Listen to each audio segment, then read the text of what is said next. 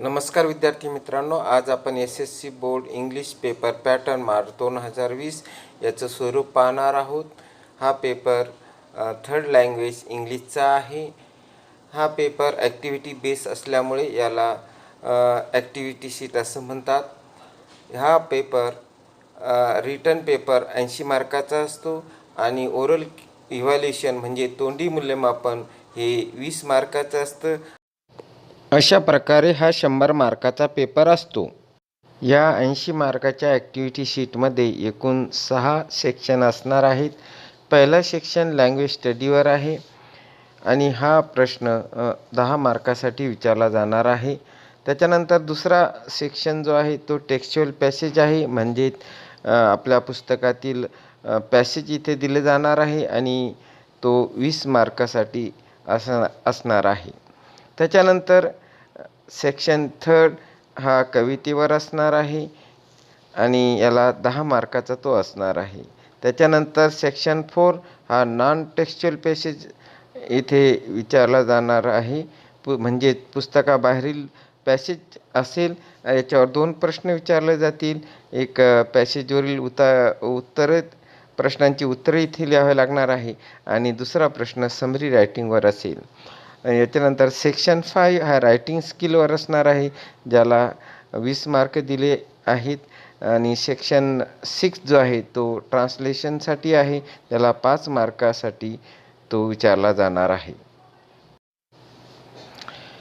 या 80 मार्काच्या ॲक्टिव्हिटी शीटमध्ये कशा प्रकारचे प्रश्न विचारले जातात, कशा प्रकारच्या ॲक्टिव्हिटी असतील हे आपण पाहूया. सेक्शन फर्स्ट लँग्वेज स्टडी हा 10 मार्काचा आहे, हे आपण पाहिलेलं आहे. यामधील पहिला प्रश्न डू ॲज डिरेक्टेड म्हणजे सांगितल्याप्रमाणे करा. यामध्ये 6 ॲक्टिव्हिटी विचारल्या जातील आणि त्यापैकी 4 ॲक्टिव्हिटी आपल्याला सोडवायच्या आहेत. 4 ॲक्टिव्हिटीचे प्रश्नांची उत्तरे आपल्याला लिहायची आहेत. प्रत्येक ॲक्टिव्हिटी 2 मार्कासाठी आहे आणि अशा प्रकारे आपल्याला 8 मार्क मिळवता येतील. त्याच्यानंतर प्रश्न बी यामध्ये डू ॲज डिरेक्टेड यामध्ये 4 ॲक्टिव्हिटी दिलेल्या असतील. त्यापैकी 2 ॲक्टिव्हिटी आपल्याला सोडवायच्या आहेत आणि त्याला 2 मार्क आहेत. अशा प्रकारे 10 मार्क आपल्याला पहिल्या सेक्शनमध्ये मिळवता येतील. पुढील सेक्शन सेकंड टेक्स्च्युअल पॅसेज हा 20 मार्कासाठी विचारला जाणार आहे. यामध्ये आपल्या पुस्तकातील 2 पॅसेज विचारल्या जातील आणि पहिला जो पॅसेज असणार आहे क्वेश्चन 2A आणि सेकंड पॅसेज 2B मध्ये विचारला जाईल. तर आपण पाहूया 2A मधील ॲक्टिव्हिटीज कशा असतील ते. Read the passage and do the activities हा 10 मार्कासाठी असणार आहे. यामध्ये 5 ॲक्टिव्हिटीज विचारल्या जातील. पहिली ॲक्टिव्हिटी आपण पाहूया.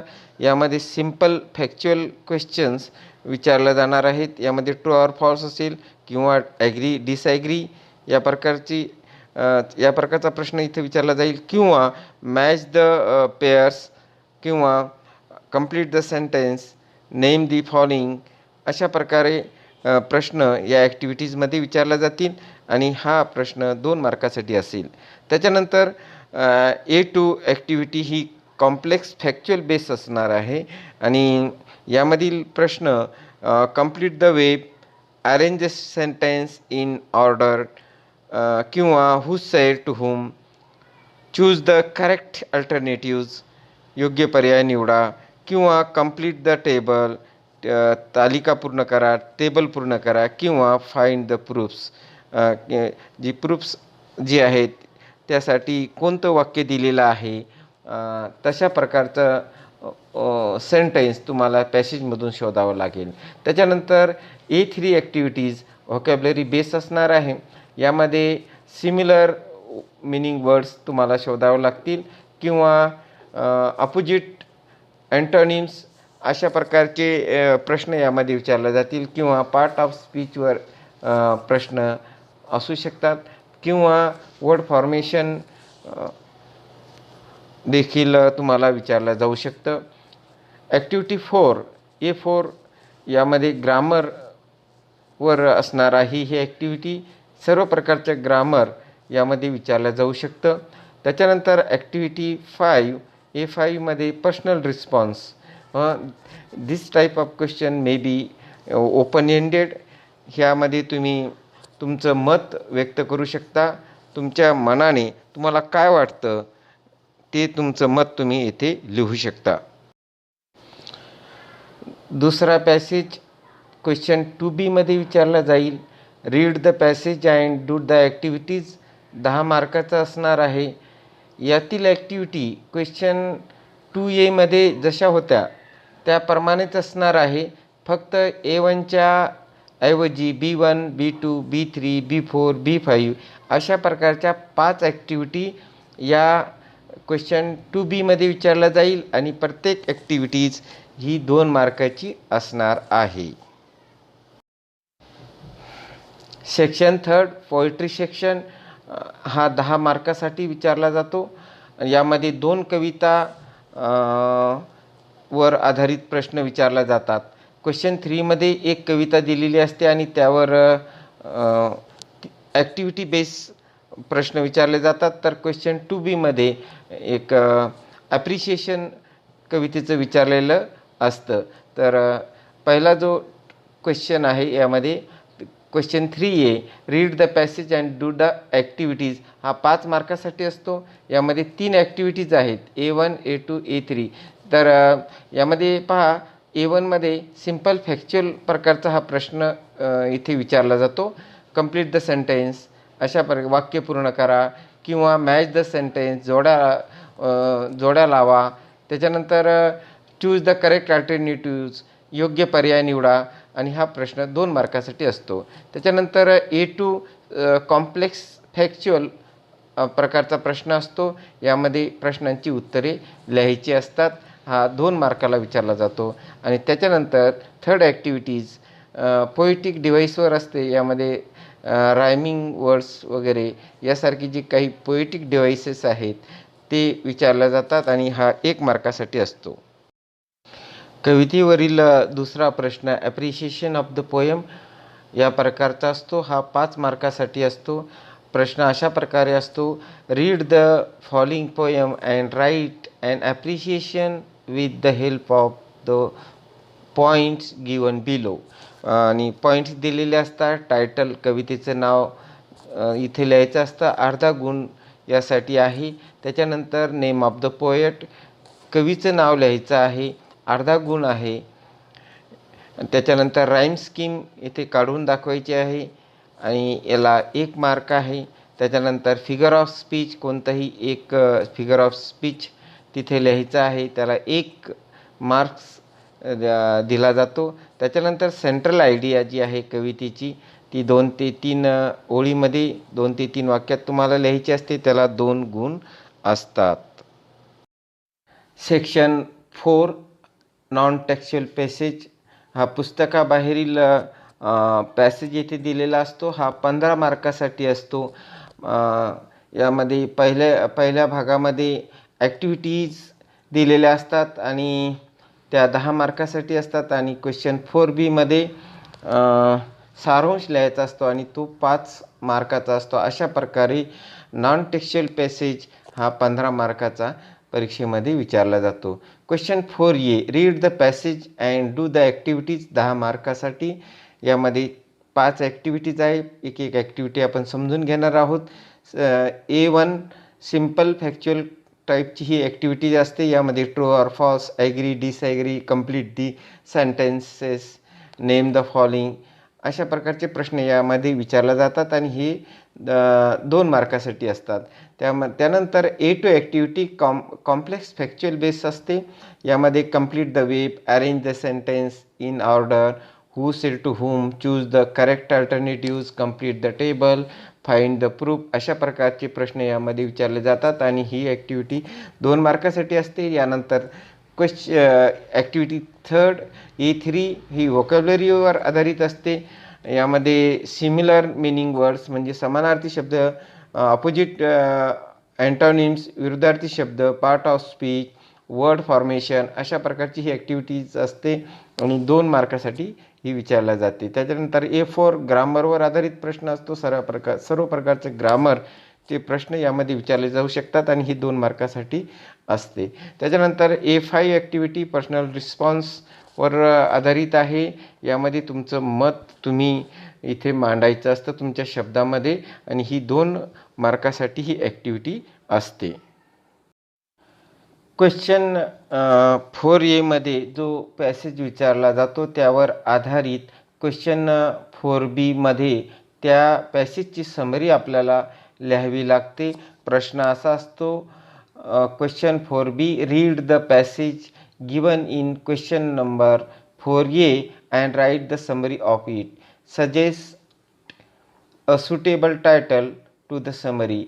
अशा प्रकारचा प्रश्न या क्वेश्चन 4B मध्ये विचारला जातो. समरी सारांश लिहून आपल्याला त्याला योग्य शीर्षक द्यावा लागतो. सेक्शन 5 रायटिंग स्किलवर आधारित असतोय आणि हे 20 मार्कासाठी रायटिंग स्किलवर आधारित प्रश्न विचारले जातात. क्वेश्चन 5A लेटर रायटिंगवर आहे आणि हा प्रश्न 5 मार्कासाठी असतो. यामध्ये A1 किंवा A2 ही ॲक्टिव्हिटी आपल्याला सोडवायची असते.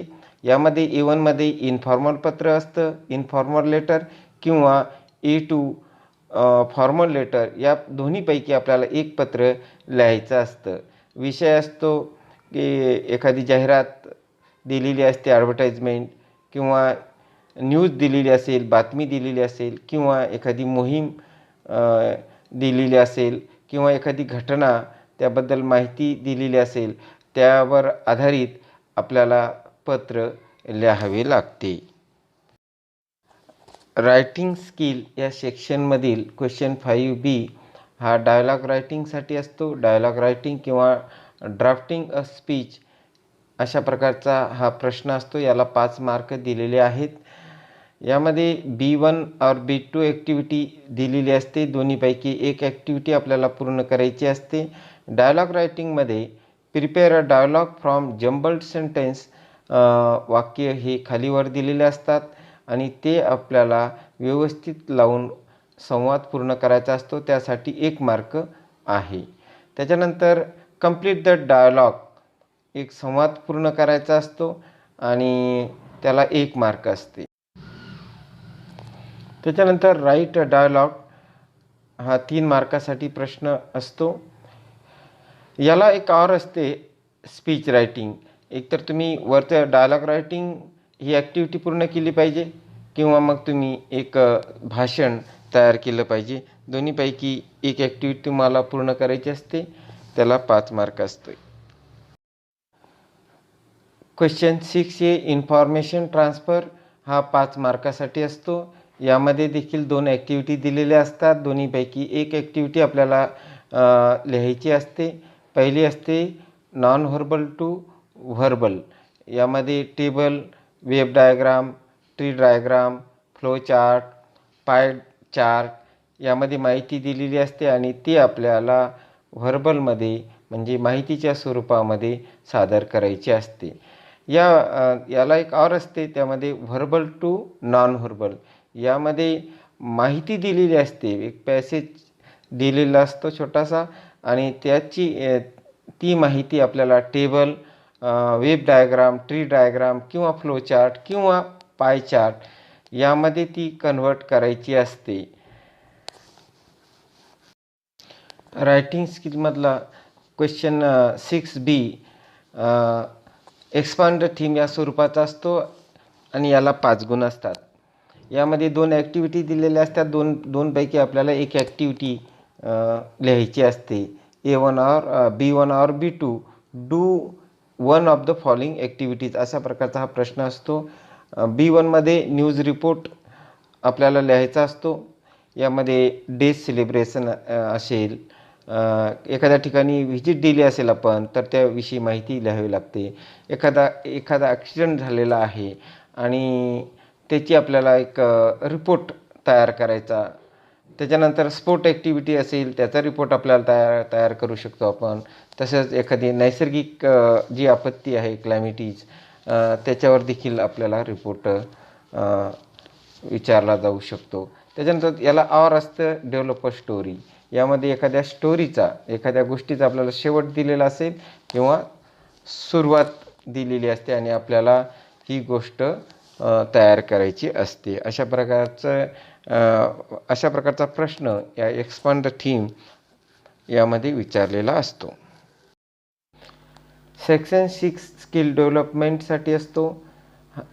हा 5 मार्कासाठी विचारला जातो. Question number 7 translation. यामध्ये 3 उपप्रश्न असतात. पहिलं जे आहे ते असते आपल्या पाठ्यपुस्तकातील 6 शब्द इथे दिलेले असतात. त्यापैकी 4 शब्दांचे अर्थ आपल्याला आपल्या माध्यमामध्ये, म्हणजे मराठी माध्यम असेल तर मराठीमध्ये आपल्याला त्यांचे अर्थ लिहावे लागतात. त्यासाठी 2 मार्क असतात. त्याच्यानंतर translate the following sentence into your medium of instruction. आणि काही मग तिथं परत 2 दिलेल्या वाक्यापैकी कोणत्याही 2 वाक्याचे आपल्याला ट्रान्सलेशन करायचं असतं. त्यासाठी 2 मार्क असतात. आणि त्याच्यानंतर translate the following idioms proverb into your medium of instruction. आणि दिलेल्या म्हणीपैकी कोणत्याही एका म्हणीचा अर्थ आपल्याला आपल्या मातृभाषेत म्हणजेच मराठीमध्ये किंवा जे आपलं माध्यम असेल त्यामध्ये लिहायचा असतो. त्यासाठी 1 मार्क असते. अशा प्रकारे तुम्हाला 80 मार्काची ॲक्टिव्हिटीचे मूल्यमापन कशा प्रकारे केलं जातं हे समजलं असेल.